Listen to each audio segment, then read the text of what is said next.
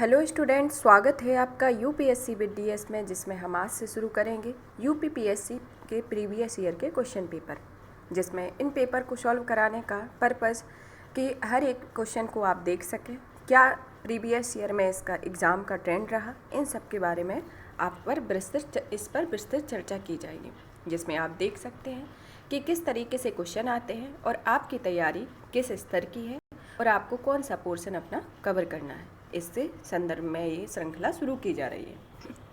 चलिए तो इसका पहला क्वेश्चन देखते हैं। पहला आता है, ज्योतिबा फुले संबंधित थे। इसका उत्तर होगा जाति विरोधी आंदोलन से। दूसरा है, खान मंत्रालय की वार्षिक रिपोर्ट 2020-21 के अनुसार निम्नलिखित में से कौन से दो राज्य भारत में लौह अयस्क के प्रमुख उत्पादक हैं। पहला की उड़ीसा, दूसरा छत्तीसगढ़, तीसरा झारखंड, चौथा कर्नाटक। इसमें से दिए गए कूट में से कौन सा सही है। इसमें 2 और 4 या 1 और 4 या सी में 1 और 3 या फिर पहला व दूसरा। तो इसमें उत्तर होगा उड़ीसा और छत्तीसगढ़। इसमें भारत के लौह अयस्क के प्रमुख उत्पादक राज्य हैं, जो 2020-21 की रिपोर्ट के अनुसार है, और जो अभी 2021-22 की रिपोर्ट आएगी उसमें बदलाव मिलेंगे आपको।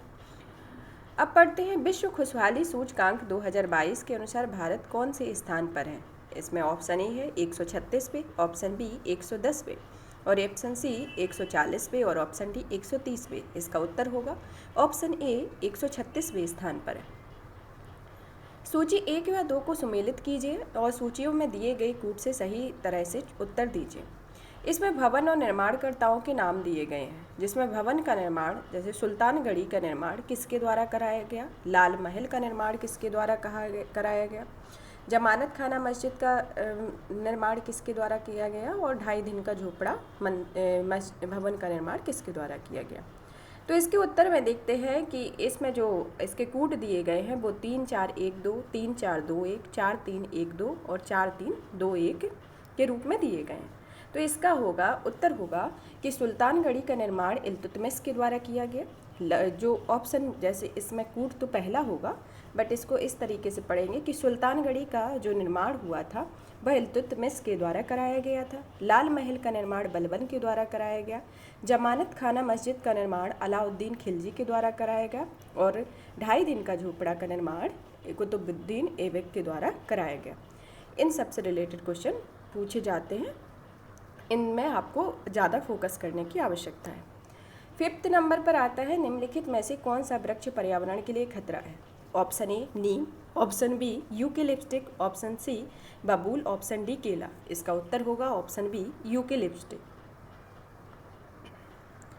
6 क्वेश्चन आता है, नीचे 2 कथन दिए गए हैं, एक अभिकथन तथा दूसरे को कारण कहा गया।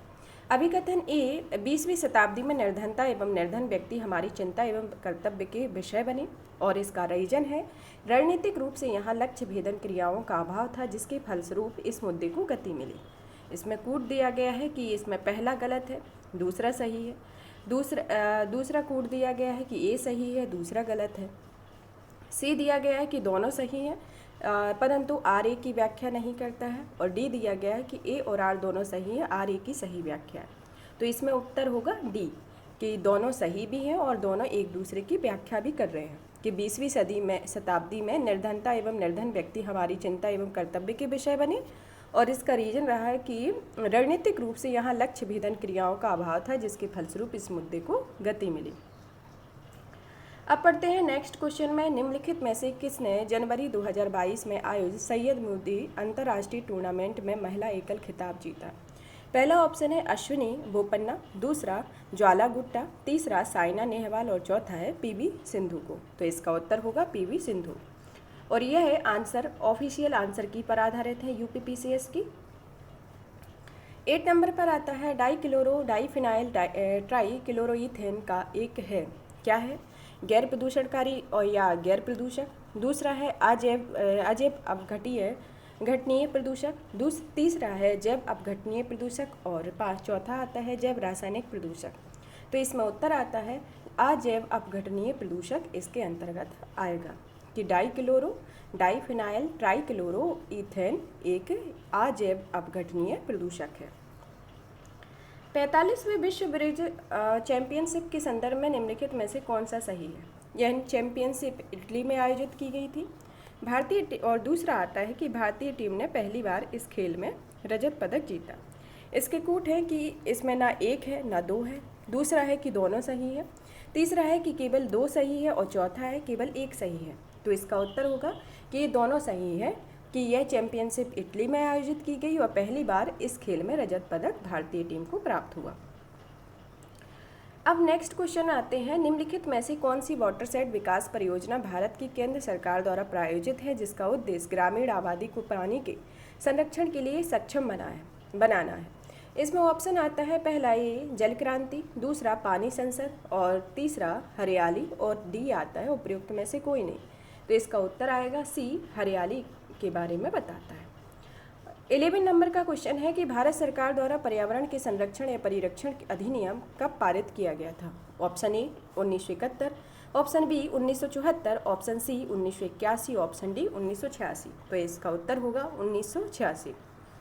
शिक्षा का अधिकार अधिनियम मौलिक अधिकारों में सम्मिलित किया गया है किस संविधान संशोधन के तहत? इसमें ऑप्शन है 103वें संविधान संशोधन अधिनियम 2019 के तहत, ऑप्शन बी है 93वें संविधान संशोधन अधिनियम 2005 के तहत और तीसरा है 86वें संविधान संशोधन 2002 के तहत और डीवा है 71वें संविधान संशोधन अधिनियम 1992 के तहत। तो इसका उत्तर होगा 86वें संविधान संशोधन 2002 के तहत शिक्षा के अधिकार को मौलिक अधिकार में सम्मिलित किया गया। 30 नंबर का आता है कि मूल्यवान आईटी ब्रांड के संदर्भ में निम्नलिखित में से कौन सा कथन सही है? जिसमें पहला आता है, एक्सचेंजर वैश्विक स्तर पर 2022 में सर्वाधिक मूल्यवान आईटी ब्रांड है। दूसरा, टीसीएस वैश्विक आईटी सेवा ब्रांडों में 2022 में नवंबर 2 पायदान पर है। इसमें उत्तर का चयन करें। जिसमें ऑप्शन ए आता है, इसमें ना तो एक होगा ना ही दो होगा, ऑप्शन बी होगा एक और दो दोनों होगा, ऑप्शन सी में केवल दो होगा और ऑप्शन डी में एक होगा। तो इसमें उत्तर आएगा, इसके दोनों ऑप्शन सही हैं कि एक्सचेंजर वैश्विक स्तर पर 2022 में सर्वाधिक मूल्यवान आईटी ब्रांड है और टीसीएस वैश्विक आईटी सेवा ब्रांडों में 2022 में नंबर दूसरे स्थान पर था। अब निम्नलिखित में से कौन सा एक सुमेलित नहीं है? इसमें राज्य और विधानसभा के सदस्यों की संख्या के बारे में बताया गया। इसमें कौन सा सही नहीं है? इसमें मणिपुर में 62, गोवा में 44, उत्तर प्रदेश में 403, उत्तराखंड में 70 ये विधानसभा की संख्या दी गई है, जिसमें मणिपुर में 60 है और ना कि 62। तो इसका उत्तर होगा ऑप्शन ए मणिपुर। 15 नंबर का क्वेश्चन आता है कि निम्नलिखित देशों को मानव विकास सूचकांक 2022 के आधार पर आरोही क्रम में व्यवस्थित कीजिए। जिसमें पहला आता है, पहला देश है जापान, रूस, हांगकांग और ऑस्ट्रेलिया। ये 2022 की रिपोर्ट है और 2023 की रिपोर्ट को भी आप देख लेंगे।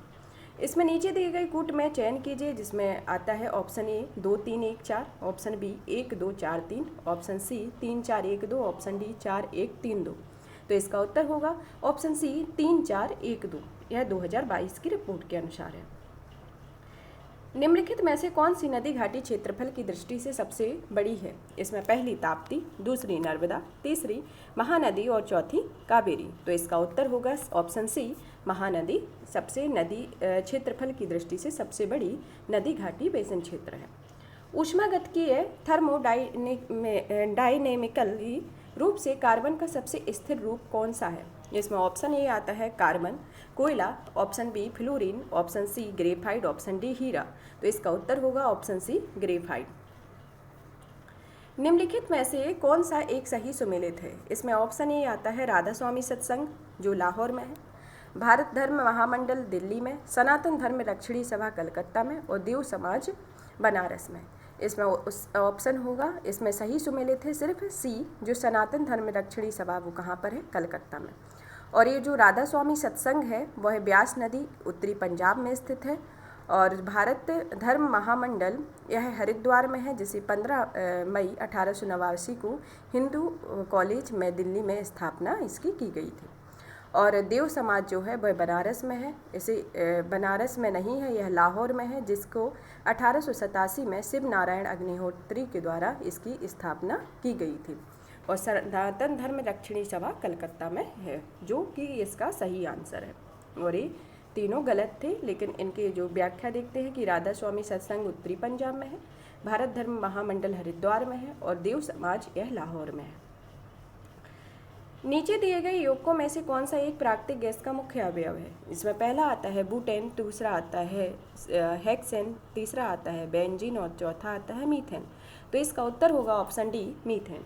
भारत में सर्वाधिक ज्वारीय शक्ति उत्पादक तटीय क्षेत्र निम्नलिखित में से कौन सा है? इसमें पहला आता है उत्तरी सरकार तट, दूसरा आता है मन्नार तट, तीसरा आता है खंबात खाड़ी और चौथा आता है केरल तट। तो इसमें सर्वाधिक ज्वारीय शक्ति उत्पादक तटीय राज्यों में खंबात तट सर्वाधिक ज्वारीय शक्ति तटीय क्षेत्र है। इसमें ऑप्शन सी इसका उत्तर होगा। सूची 1 या 2 को सम्मिलित कीजिए। सूचियों में कूट दिए गए हैं, जैसे पादप रोग और उसके कारक के बारे में बताया गया, जिसमें खट्टे नासर रोग उससे होता है, यह जीवाणु से होता है। गन्ने का लाल सड़न रोग, यह कवक या फुई से होता है। आलू का कृष्णकांत रोग ऑक्सीजन की कमी से होता है। और गेहूं का साहू रोग, यह कीट की कमी से होता है, कीट इसका कारक होता है। इसको याद कर लेंगे। पहला तो जैसे खट्टे नासर रोग, यह जीवाणु से होता है। गन्ने का लाल सड़न रोग कवक या फुई से होता है। और आलू का कृष्णकांत रोग ऑक्सीजन की कमी से, और गेहूं का साहू रोग कीट के इसका कारक है। अब पढ़ते हैं नेक्स्ट क्वेश्चन। नीचे 2 वक्तव्य दिए गए हैं, एक को अभिकथन और एक को कारण कहा गया है। अभिकथन कहता है कि आगरा और दार्जिलिंग एक ही अक्षांश पर स्थित हैं, किंतु जनवरी में आगरा का तापमान 16 डिग्री सेल्सियस तथा दार्जिलिंग का तापमान 4 डिग्री सेल्सियस होता है। कारण है ऊंचाई के साथ तापमान घटता है तथा विरल वायु के कारण मैदानी प्रदेशों की तुलना में पर्वतीय प्रदेश अधिक ठंडे होते हैं। मतलब जब ऊंचाई पर जाते हैं तो तापमान घटता है, लेकिन विरल वायु के कारण मैदानी प्रदेशों की तुलना में पर्वतीय प्रदेश अधिक ठंडे होते हैं। इसका कूट है कि इसमें कौन सा सही है, कौन सा गलत है। इसमें ए सही है, आर गलत है। दूसरे में ए सही है परंतु आर गलत है। इसमें ए गलत है परंतु आर सही है। ए और आर दोनों सही है परंतु आर ए की व्याख्या नहीं करता है। ए और आर दोनों सही है और आर ए की व्याख्या करता है। तो यह ऑप्शन सही है कि आगरा और दार्जिलिंग एक ही अक्षांश पर स्थित हैं, किंतु जनवरी में आगरा का तापमान 16 डिग्री सेल्सियस तथा दार्जिलिंग का 4 डिग्री सेल्सियस होता है। और आर जो इसका रीजन है वह ऊंचाई के साथ तापमान घटता है तथा विरल वायु के कारण मैदानी प्रदेशों की तुलना में पर्वतीय प्रदेश अधिक ठंडे होते हैं।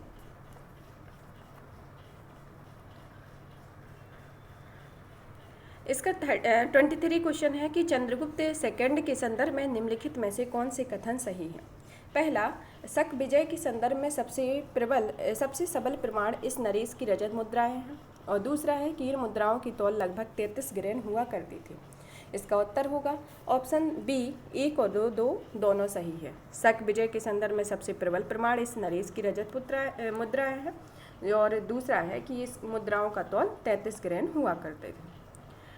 24 क्वेश्चन आता है कि 2 या 2 से अधिक राज्यों के लिए एक संयुक्त लोक सेवा आयोग बनाया जाता है। वह ऑप्शन ए, संघ लोक सेवा आयोग द्वारा। ऑप्शन बी, संबंधित राज्यों के निवेदन पर संसद द्वारा। ऑप्शन सी, राज्यसभा द्वारा। ऑप्शन डी, लोकसभा द्वारा। इसमें उत्तर होगा ऑप्शन बी, संबंधित राज्यों के निवेदन पर संसद द्वारा संयुक्त लोक सेवा आयोग का गठन किया जाता है। 25 नंबर का आता है सूची 1 और 2 में। सूची 1 में दिवस दिए गए हैं और सूची 2 में घटनाएं दी गई हैं। जैसे 18 अप्रैल को कौन सा दिवस मनाया जाता है? 18 अप्रैल को विश्व विरासत दिवस मनाया जाता है। 22 मई को अंतर्राष्ट्रीय जैव विविधता दिवस मनाया जाता है। और 29 जुलाई को अंतर्राष्ट्रीय बाघ दिवस मनाया जाता है। और 5 दिसंबर को विश्व मिट्टी दिवस मनाया जाता है। इसी के तहत इसका ऑप्शन सी होगा। 26 क्वेश्चन है कि अप्रैल 2022 में दिए गई इंडिया स्मार्ट सिटी अवार्ड 2000 प्रतियोगिता 2020 के संदर्भ में सूची 1 और 2 को सुमेलित किया गया। इसमें श्रेणी और विजेता नगर दिए गए। इसमें संस्कृति में आता है इंदौर, फिर शासन में बड़ौदा, सामाजिक पहलू में तिरुपति और नगरीय पर्यावरण में आता है भोपाल। इसी के साथ इसका ऑप्शन होगा ऑप्शन बी सही होगा। भारत में सौर ऊर्जा द्वारा संचालित पहला हवाई अड्डा कौन सा है? Option A Chennai, option B Cochin, option C Ahmedabad और ऑप्शन डी नई दिल्ली। इसका उत्तर होगा ऑप्शन बी कोचीन। मार्च 2022 में प्यूर्टो में आयोजित मिस वर्ल्ड 2021 की विजेता निम्नलिखित में से कौन सी थी? ओलिविया यासे, कैरोलिना बिलावस्का और option C Shree Saini, option D Toni Anson. इसका उत्तर है कैरोलिना बिलावस्का। 29 क्वेश्चन में आता है कि LBS एक वित्तीय समावेशन के लिए भारत सरकार द्वारा उठाए गए आर्थिक उपायों में से एक है। इस परिप्रेक्ष्य में LBS क्या है? यह एक अग्रणी विभक्ति प्रणाली है, अग्रणी बैंकिंग योजना है, ऋण बैंकिंग प्रणाली है या ऋण बैंकिंग योजना है? इसका उत्तर है बी, अग्रणी बैंकिंग योजना। बैसिलस हीमोफिलस इन्फ्लूएंजा कारक है। ऑप्शन ए, काली खांसी का, ऑप्शन बी, छोटे बच्चों में मेनिंजाइटिस के एक स्वरूप का, ऑप्शन सी, निमोनिया का, ऑप्शन डी, इन्फ्लुएंजा का। इसमें उत्तर होगा ऑप्शन ए, काली खांसी का। बैसिलस हीमोफिलस इन्फ्लुएंजा काली खांसी का कारक है। निम्नलिखित पर्वत श्रृंखलाओं में से कौन सी हिमालय पर्वत श्रेणी में स्थित है? इसमें पहली चोऊ, दूसरी लोहुत्से, तीसरी अन्नामिलाई और चौथी सिरुमाली इसमें आती है। ऑप्शनपुट है इसका केवल 2, 3, 4, 1, 2, 3, 3, 4 और 1, 2। तो इसका उत्तर होगा 1 और 2। इसमें हिमालय पर्वत श्रेणी में चोओ और लोहुत से हिमालय पर्वत श्रेणी में पर्वत श्रृंखलाओं में स्थित है। उत्तर प्रदेश वित्तीय वर्ष 2020-21 के बारे में बजट के संबंध में क्वेश्चन पूछा गया था, जिसमें बजट का आकार और जैसे 5,12,860.72 करोड़ था। इस बजट में 10,967.87 करोड़ की कतिपय नई योजनाएं भी सम्मिलित की गई हैं। जो 2022-23 का बजट आया हुआ है उसके संदर्भ में आप पढ़ लेंगे कि बजट का आकार कितना था और इसमें क्या नई योजनाएं सम्मिलित की गई और कितने रुपए का इसमें राशि लगी है। इससे रिलेटेड क्वेश्चन पूछे जाते हैं। इसमें उत्तर होगा इसका ऑप्शन बी, ए और बी दोनों सही है। अब पढ़ते हैं नेक्स्ट क्वेश्चन में, जिसमें आता है कि दार्शनिक और दर्शन की सूची दी गई है। इसमें रामानुज जो थे वह किस धर्म से संबंधित थे? वह विशिष्टाद्वैतवाद से संबंधित है। माधवाचार्य द्वैतवाद से संबंधित है और निम्बार्क द्वैताद्वैतवाद से और वल्लभाचार्य शुद्धाद्वैतवाद से संबंधित है। इसका उत्तर होगा ऑप्शन डी। नीचे दिए गए दो कथन में अभिकथन ए और आर को व्याख्या दी गई है, जिसमें कहा गया है कि अभिकथन ए, लिमेटिक क्षेत्र में पादप प्लवक अधिकता में वृद्धि करते हैं और लिमेटिक क्षेत्र पानी का खुला क्षेत्र होता है। इसमें कूट है कि इसमें ए सही है, आर गलत है, ए गलत है, आर सही है, या फिर दोनों सही है, आर ए की व्याख्या नहीं करता है और दोनों सही है बट आर ए की व्याख्या करता है। तो इसका उत्तर आता है कि दोनों सही हैं और आर ए की व्याख्या करता है कि लिमेटिक क्षेत्र में पादप प्लवक अधिकता में वृद्धि करते हैं और लिमेटिक क्षेत्र पानी का खुला क्षेत्र होता है। भारत के संदर्भ में निम्नलिखित कथनों में से कौन सा सही है? भारत विश्व का छठा सबसे बड़ा देश है। और दूसरा आता है संसार का लगभग 2.4% क्षेत्र भारत के अंतर्गत आता है। तीसरा, कर्क रेखा देश के बीच में से गुजरती है और अक्षांशीय विस्तार को 2 बराबर भागों में बांटती है। और भारत पूरी तरह से उष्णकटिबंधीय क्षेत्र में स्थित है। इसका उत्तर कूट है ऑप्शन ए 2 तथा 3, ऑप्शन बी 2 तथा 4, ऑप्शन सी 3 तथा 4, ऑप्शन डी 1 या 2 है। भारत के संदर्भ में इसमें क्या उत्तर आया है? 2 या 3। भारत संसार का लगभग 2.4% क्षेत्र भारत के अंतर्गत आता है और यह कर्क रेखा के बीच में स्थित है, जो अक्षांशीय विस्तार को 2 बराबर भागों में बांटती है।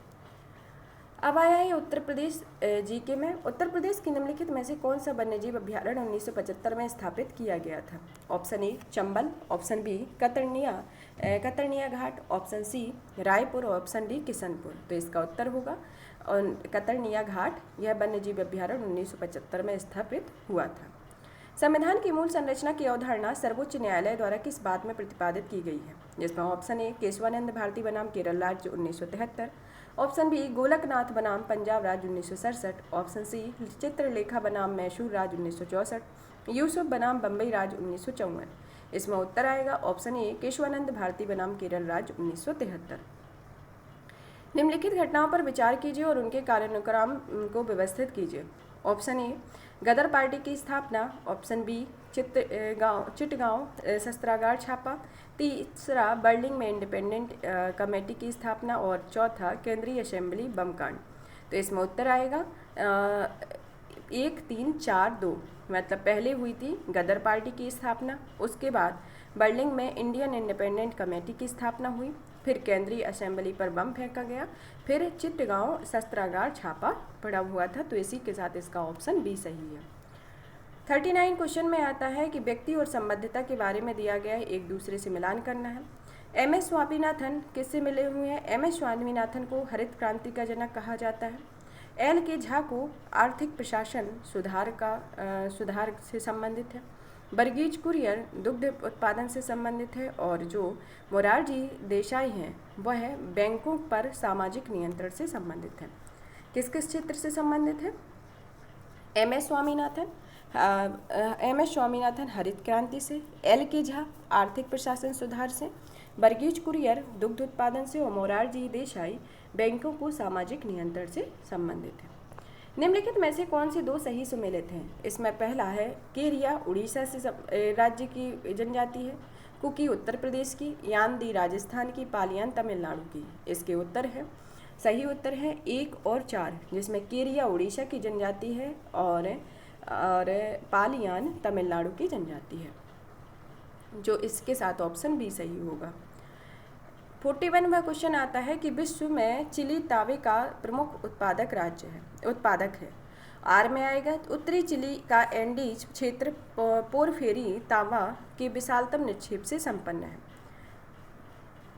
इसमें होगा कि ऑप्शन ए सही है, मतलब ए गलत है, आर सही है। ए सत्य है, आर गलत है, और ए और आर दोनों सत्य है, किंतु आर ए की सही व्याख्या नहीं करता। ए और आर दोनों सत्य हैं और आर ए की व्याख्या करता है, तो इसका उत्तर होगा डी, जो दोनों सही हैं और आर ए की व्याख्या करता है कि विश्व में चिली तांबे का प्रमुख उत्पादक है और उत्तरी चिली का एंडीज क्षेत्र पोरफेरी तांबा के विशालतम निक्षेप में संपन्न है। निर्धनता को एक सामाजिक समस्या माना गया है, जो कि लंदन में निर्धनता पर किए गए एक शोध सर्वेक्षण का परिणाम है। इस शोध के शोधार्थी कौन थे? Option A sir Henry Maine, option B Henry George, option C Kingsley Davis, option D Charles Booth. तो इसका उत्तर होगा ऑप्शन डी चार्ल्स बूथ, जो निर्धनता को एक सामाजिक समस्या माना गया है। इनके शोध सर्वेक्षण का परिणाम है। 43 में आता है, निम्नलिखित में से किसने चिंतामणि भट्ट द्वारा रचित संस्कृत ग्रंथ सुख सप्तति का फारसी में अनुवाद कर उसका नाम तुतीनामा रखा है? इसमें ऑप्शन ए आता है ख्वाजा जियाउद्दीन नक्शबी, ऑप्शन बी आता है अब्दुल रज्जाक, ऑप्शन सी शिहाबुद्दीन अल उमरी, ऑप्शन डी अमीर खुसरो। इसका उत्तर होगा ऑप्शन ए ख्वाजा जियाउद्दीन नक्शबी, जो चिंतामणि भट्ट द्वारा रचित संस्कृत ग्रंथ सुख सप्तति का फारसी अनुवाद है कर उसका नाम तुतीनामा रखा। किसको?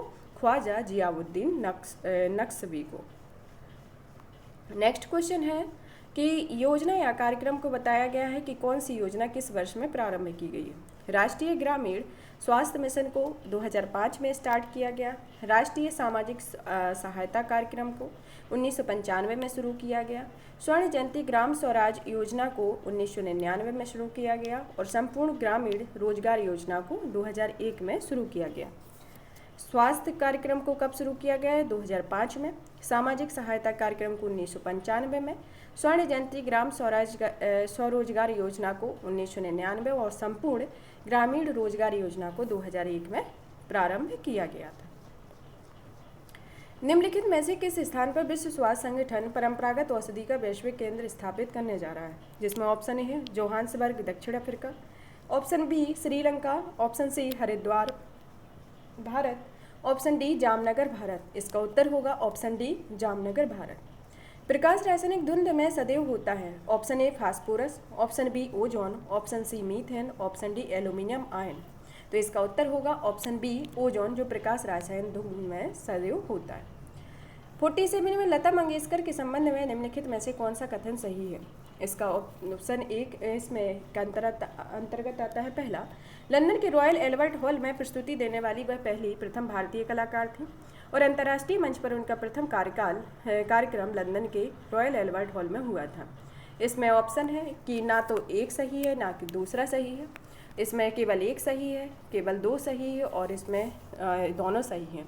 तो इसका उत्तर होगा ऑप्शन बी, जो दोनों सही हैं कि लंदन में रॉयल एल्बर्ट हॉल में लता में प्रस्तुति देने वाली वह प्रथम भारतीय कलाकार थी और दूसरा है अंतर्राष्ट्रीय मंच पर उनका प्रथम कार्यक्रम लंदन के रॉयल एल्बर्ट हॉल में हुआ था। निम्नलिखित में से कौन सा नगर इराक में सुन्नी त्रिकोण का भाग नहीं है? इसमें पहला आता है टिकरित, दूसरा आता है रमादी, तीसरा आता है बसरा और चौथा आता है बगदाद। तो जो इराक में इसका ऑप्शन है सी बसरा, जो नहीं है।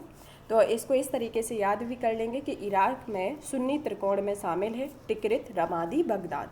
कौन कौन सा? टिकरित, रमादी, बगदाद, जो सुन्नी त्रिकोण में का भाग है। नीचे दो कथन दिए गए हैं जिसमें एक कथन ए और आर दोनों को कहा गया है, जिसमें कथन ए 73वां संविधान संशोधन भारत के स्थानीय शासन के इतिहास में एक आधार स्तंभ के रूप में माना जाता है, और इसका रीजन है 73वें संविधान संशोधन में पंचायतों को अति अपेक्षित संवैधानिक दर्जा प्रदान किया गया है। इसमें जो कूट दिए गए हैं इसमें कहा गया है कि ए गलत है, आर सही है।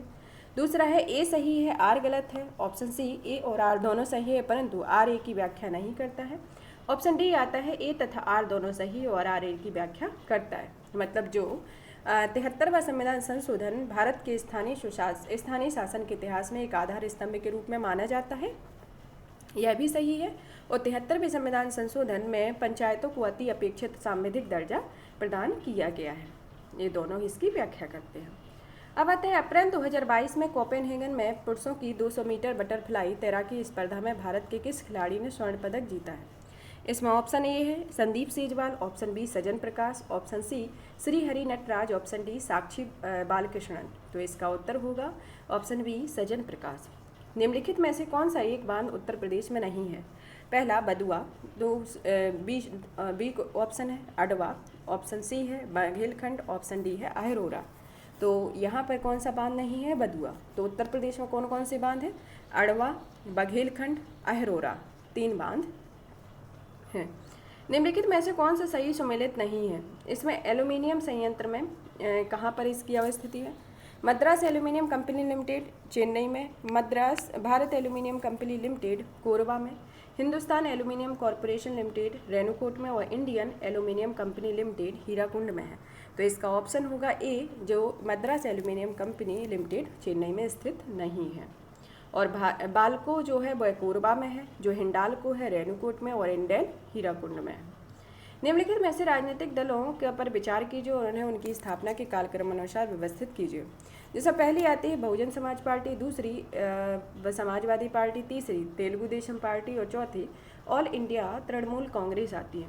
इसमें जो सही उत्तर में ऑप्शन ए में आएगा, इसमें तीसरी, पहली, दूसरी, चौथी। ऑप्शन बी में दूसरी, पहली, तीसरी, चौथी। ऑप्शन सी में तीसरी, दूसरी, पहली, चौथी। ऑप्शन डी में 1, 2, 3, 4 आते हैं। तो इसका उत्तर होगा तीसरा, पहला, दूसरा, चौथा, मतलब तेलुगु देशम पार्टी, फिर आती है बहुजन समाज पार्टी, फिर आती है समाजवादी पार्टी, फिर आती है all India Trinamool Congress. Next question है कि निम्नलिखित में से अशोक का कौन सा शिलालेख धार्मिक संश्लेषण के बारे में कहता है?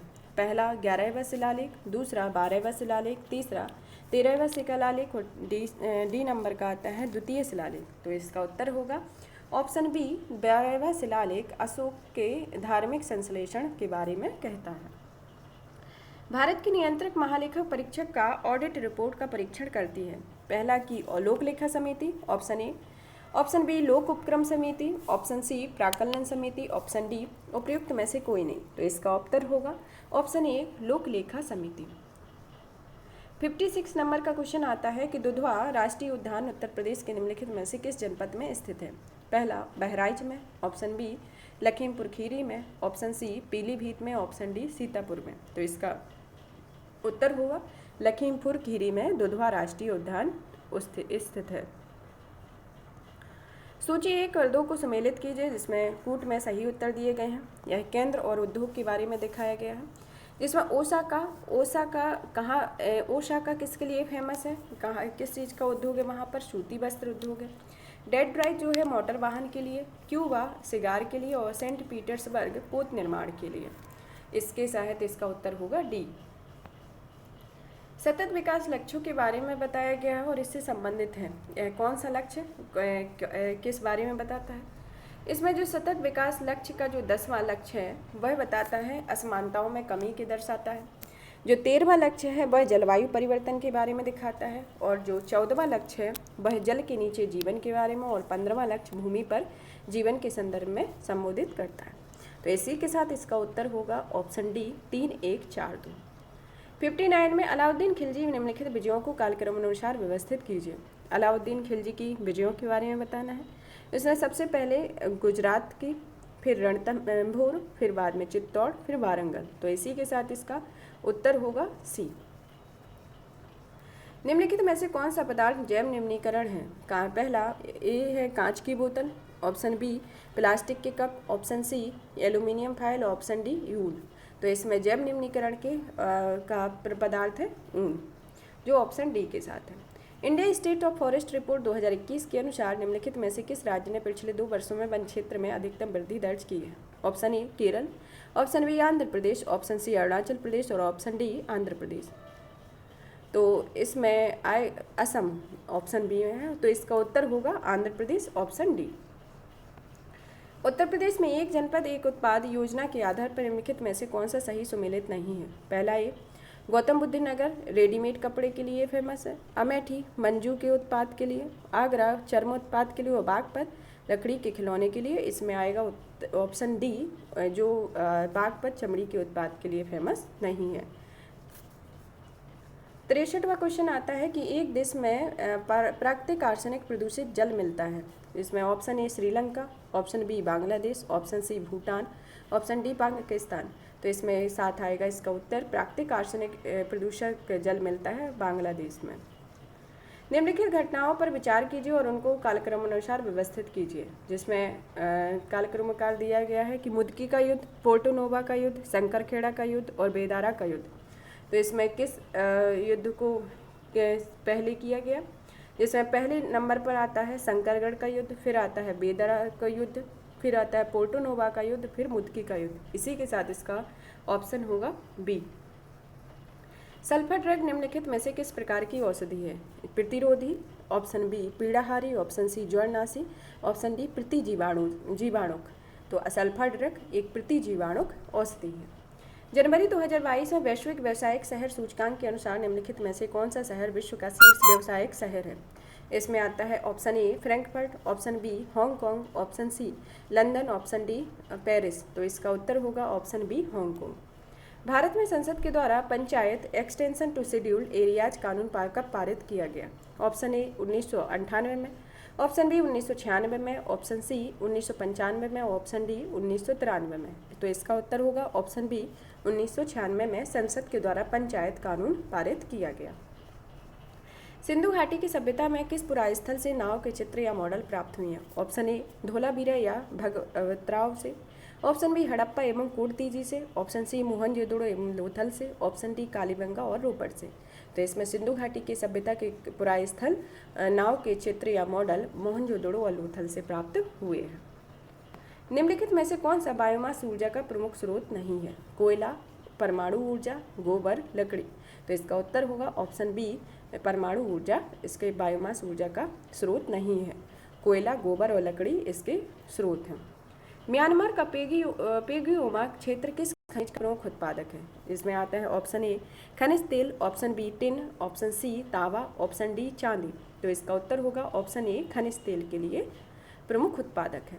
निम्नलिखित प्रकार के सूक्ष्म ईंधनों में से कार्बोरेटर का प्रयोग किसके लिए किया जाता है या किस में किया जाता है? ऑप्शन ए दोनों डीजल एवं पेट्रोल इंजन में, ऑप्शन बी भाप इंजन में, ऑप्शन सी पेट्रोल इंजन में, ऑप्शन डी डीजल इंजन में। तो इसका उत्तर होगा ऑप्शन सी पेट्रोल इंजन में। अप्रैल 2022 में निम्नलिखित में से कौन तंजानिया की पहली महिला अध्यक्ष बनी है? सामिया सुलूह हसन इसकी अध्यक्ष बनी और जिसमें यह ऑप्शन सी के साथ सही है। अब 73 नंबर पर आता है क्वेश्चन कि केओबुल लामजाओ राष्ट्रीय उद्यान निम्नलिखित में से किस झील में अवस्थित है? ऑप्शन ए लोकटक झील में, ऑप्शन बी डल झील में, ऑप्शन सी बुलर झील में, ऑप्शन डी कोलेरो झील में। तो इसका उत्तर होगा ऑप्शन ए लोकटक झील में। 74th क्वेश्चन आता है कि भारत में कृषि क्षेत्र में छूटों के संदर्भ में निम्न कथनों पर विचार कीजिए। भारत में इनपुट सब्सिडी जैसे उर्वरकों को दी जाने वाली अप्रत्यक्ष फॉर्म सब्सिडी के अंतर्गत आती है। किसानों को बिजली एवं सिंचाई पर दी जाने वाली कटौतियाँ प्रत्यक्ष फार्म सब्सिडी के अंतर्गत आती हैं। तीसरा आता है कि विश्व व्यापार संगठन के कृषि संबंधी प्रावधान प्रत्यक्ष फार्म सब्सिडी की अनुमति देते हैं परंतु अप्रत्यक्ष सब्सिडी पर रोक लगाते हैं। चौथा आता है कि भारत में सरकारों द्वारा दी जाने वाली सभी सब्सिडियां अप्रत्यक्ष श्रेणी में आती हैं।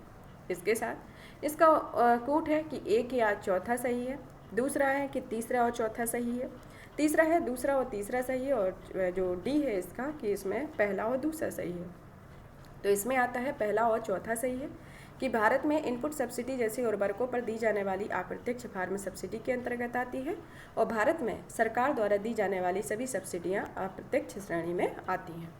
तो इसी के साथ ऑप्शन ए सही होगा। वर्ष 2022-23 में केंद्रीय विश्वविद्यालय में स्नातक प्रवेश के लिए एकल खिड़की प्रवेश परीक्षा क्या है? CUET, CUCET, CUET और UAET। इसी के साथ ऑप्शन सी आता है, CUET केंद्रीय विश्वविद्यालयों में स्नातक प्रवेश के लिए एकल खिड़की प्रवेश परीक्षा है। यहाँ पर हम इस पार्ट को फिनिश करते हैं। यह हमारा पहला पार्ट होगा जिसमें हमने 75 क्वेश्चन को कवर किया है। नेक्स्ट पार्ट में नेक्स्ट 75 क्वेश्चन को कवर करेंगे। इसी तरह के वीडियो को कंटिन्यू करने के लिए चैनल को लाइक करें, सब्सक्राइब करें, शेयर करें। धन्यवाद।